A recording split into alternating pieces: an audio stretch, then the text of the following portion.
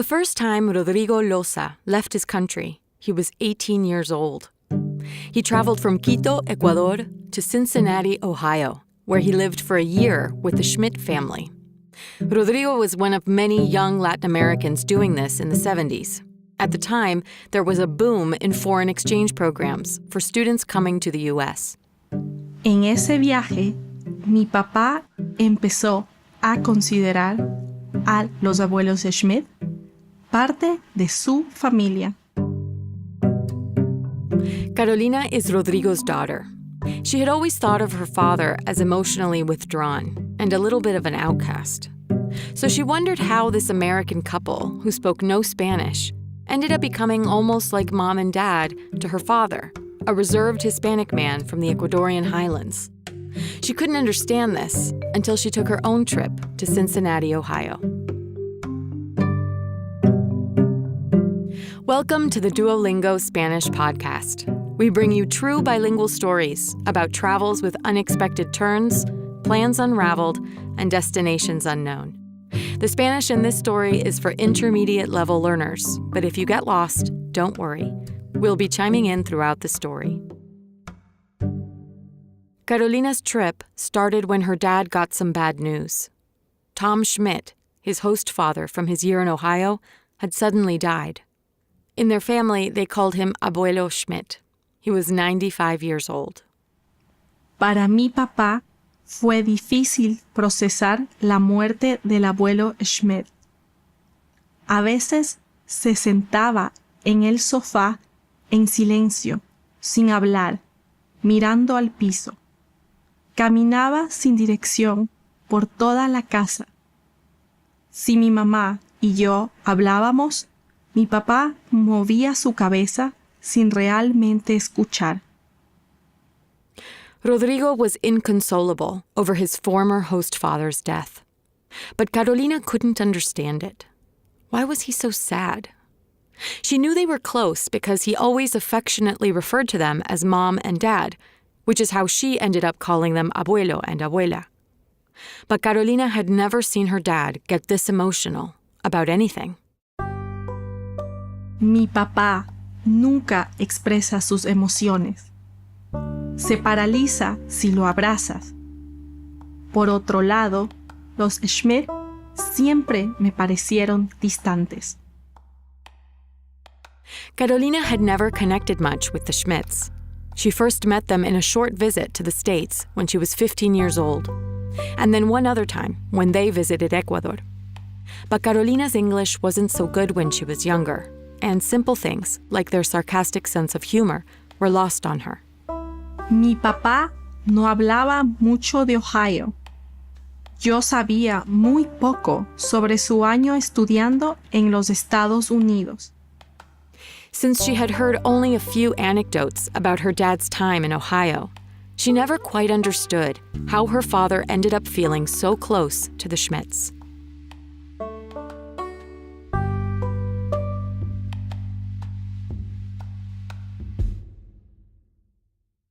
El abuelo Schmidt murió en abril.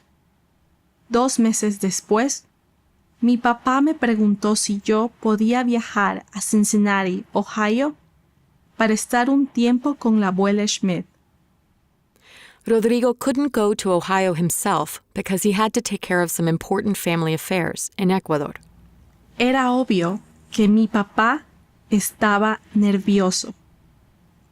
No quería que la abuela Schmidt sufriera de depresión.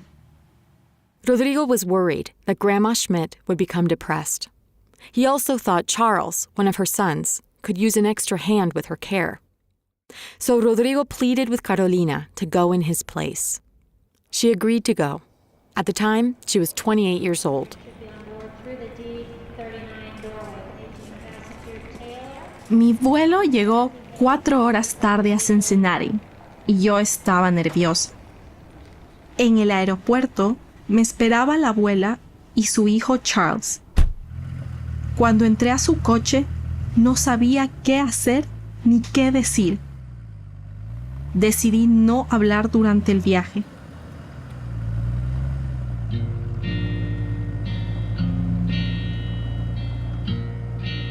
1 hour later, they pulled into the suburban neighborhood where the Schmidt family lived.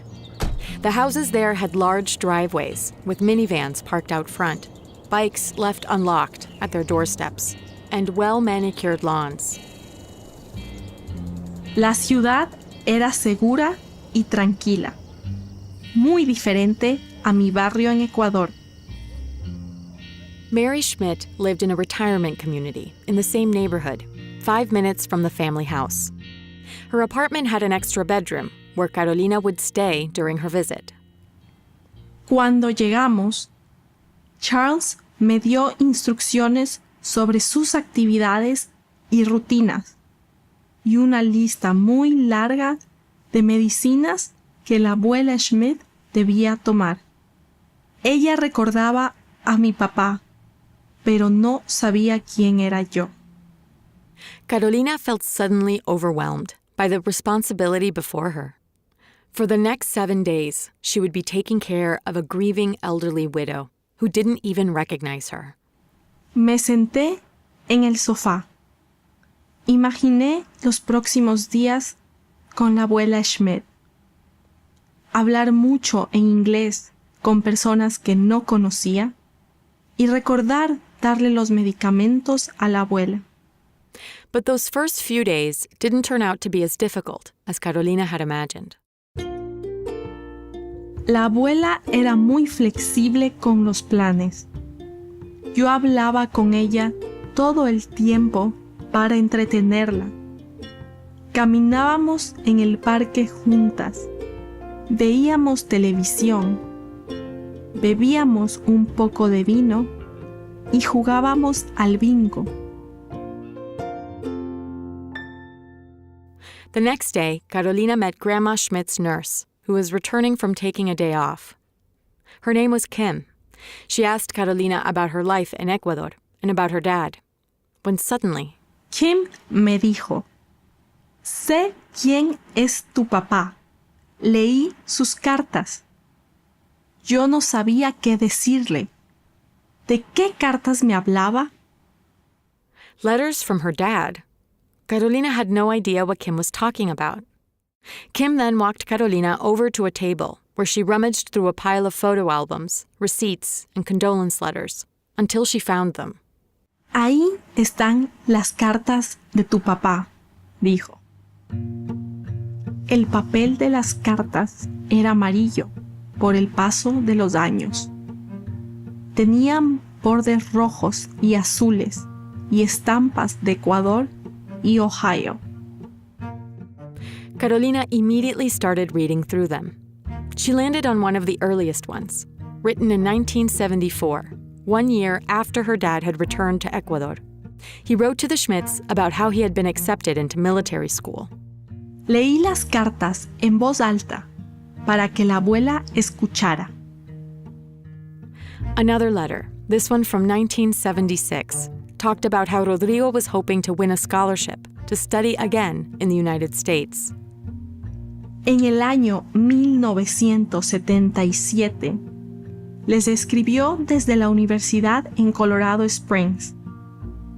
Hablaba de planes para visitarlos el 25 de diciembre, en Navidad. The handwritten letters were around 2 to 4 pages long. In a few of them, Carolina read about her father's anxiety when he was in school. Mi papá escribía sobre sus dificultades de la universidad y de un amor a distancia que no funcionó. He also wrote about his parents' divorce in Ecuador and how distant he felt from his family. Todo esto pasó antes de que yo naciera. Carolina found it thrilling to read these dispatches from her father, letters that weren't meant for her to read because she hadn't even been born yet. For Grandma Schmidt, the letters offered a window into very fond memories. Cuando yo leía las cartas, la abuela escuchaba feliz y con los ojos cerrados. En el año 1983, después de terminar la universidad y recibir su diploma en historia? Mi papá escribió sobre su retorno a Ecuador. In that letter, Rodrigo told them he was training to be a combat pilot in the Ecuadorian military. He was already affectionately referring to them as mom and dad. Queridos mamá y papá, soy piloto de combate, pero no estoy feliz. Yo vine a Ecuador a ser el mejor piloto posible, pero las cosas no son como yo pensaba. Rodrigo complained of how his superiors mistreated him in the military, of how he didn't see the discipline and sense of duty he expected of the institution. Era obvio que mi papá no se adaptaba en Ecuador. This was news to Carolina. She had never heard about her father's frustration with being back in Ecuador, or with his military career, which he never quit. She was also surprised to find out that the Schmidts were the first people her father decided to confide in about this, not his friends or family from back home. Pasé el Día de la Madre con la abuela, para que no pensara en la muerte del abuelo. Desayunamos tarde, caminamos un poco y continuamos leyendo las cartas. En una del año 1986, mi papá hablaba sobre la relación con su familia en Ecuador. In this letter about his family, Rodrigo wrote, Siento que hay un problema. Siento que mis padres se distancian de mí. Rodrigo wrote that he noticed a distance growing between him and his Ecuadorian parents. Carolina felt pain for her dad as she read this. Grandma Schmidt also struggled to understand why Rodrigo's parents would grow indifferent to their son.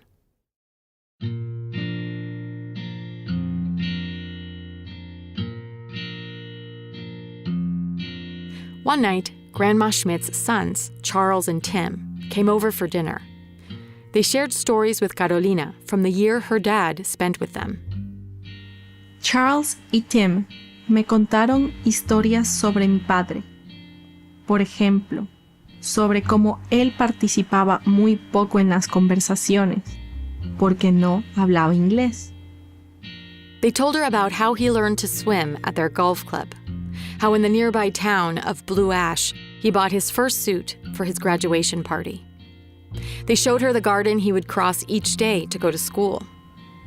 En la casa todavía tienen pinturas que compraron cuando visitaron Ecuador en el año 1989. And in their bedroom, Carolina saw that the Schmidts had 6 photos, 5 of their children, and right next to them, one of Rodrigo, her dad.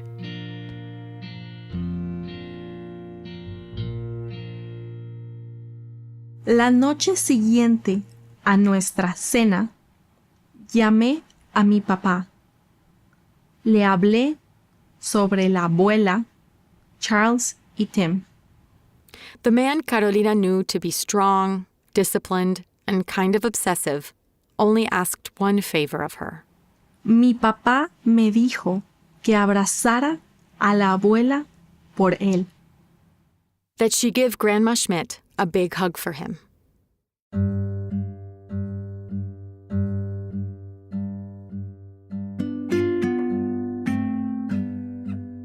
Over the days she spent in Ohio, Carolina learned that the values she most appreciates in her dad are ones he learned from the Schmidts. Con ellos, aprendió el valor de la palabra, el perfeccionismo y la dedicación a la familia. Thanks to them, Rodrigo also learned to navigate American culture and fell in love with it. Cuando era pequeña, mi papá escuchaba Simon and Garfunkel. También leía libros y decía chistes en inglés que yo no entendía. His love for English eventually motivated Carolina to learn the language and make it a part of her life too. Gracias al inglés, Hoy soy periodista. As a journalist, Carolina has worked with the United Nations, Vice News, and even the New York Times, all thanks to her English. Now, it made it possible for her to accompany Grandma Schmidt and to read her father's letters. Towards the end of her visit, Carolina remembers reading one that really struck her. En esos últimos días, recuerdo que encontré una carta en particular del año 1984. In that letter, Rodrigo wrote, No sé cuándo regresaré a Estados Unidos. Gracias por todo, mamá y papá. Gracias por todo lo que hicieron por mí. Estaré en contacto. Lo prometo. When Rodrigo wrote those words, thanking them for everything they had done for him, and saying he didn't know when he'd be back in the United States, he probably never thought that one day the one to return would be his daughter. Gracias a mi papá y sus sacrificios, yo estaba ahí. Now it was Carolina who was overwhelmed with emotion. Lloré. Lloré pensando en nuestras peleas, en nuestras dificultades y diferencias.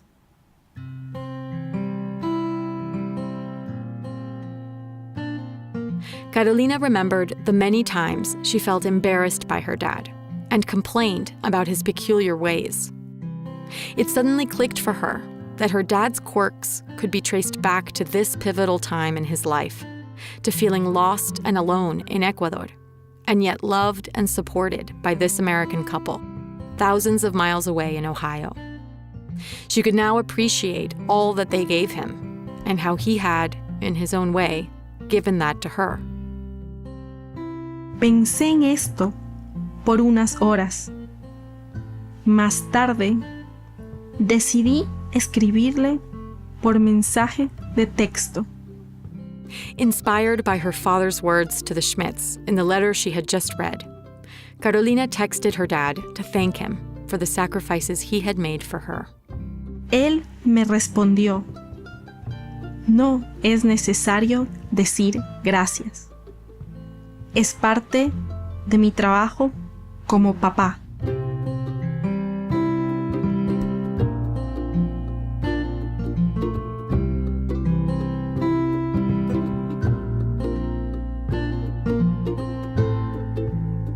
Carolina Loza León is a journalist in Quito, Ecuador. You can find a transcript of this episode and the rest of the episodes in this series at podcast.duolingo.com. You can also subscribe at Apple Podcasts or wherever you prefer to listen. With over 200 million members, Duolingo is the world's largest online language learning platform and the most downloaded education app in the world. Duolingo believes that everyone should have access to education of the highest quality for free. Learn more at duolingo.com. I'm Martina Castro. Gracias por escuchar.